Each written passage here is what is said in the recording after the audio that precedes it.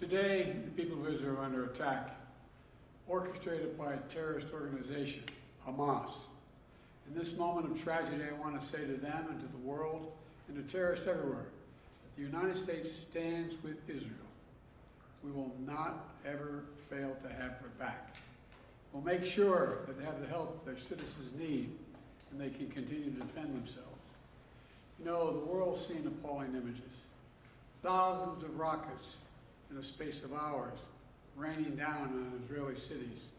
I got up this morning, started this at 7:30, 8 o'clock, my calls.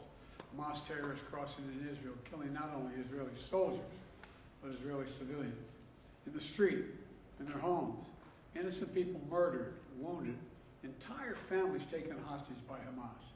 Just days after Israel marked the holiest of days in the Jewish calendar. It's unconscionable.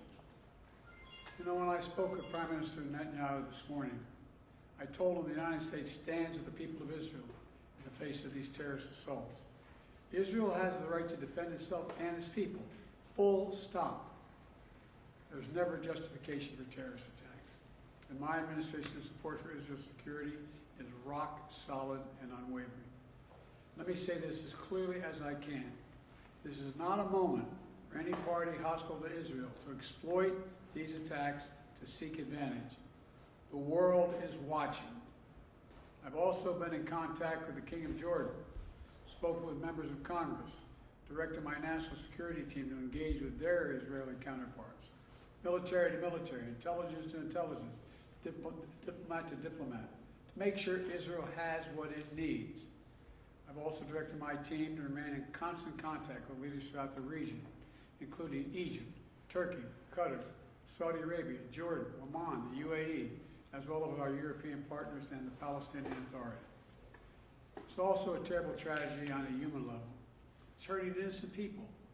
Seeing the lives that have been broken by this, the families torn apart, it's heartbreaking.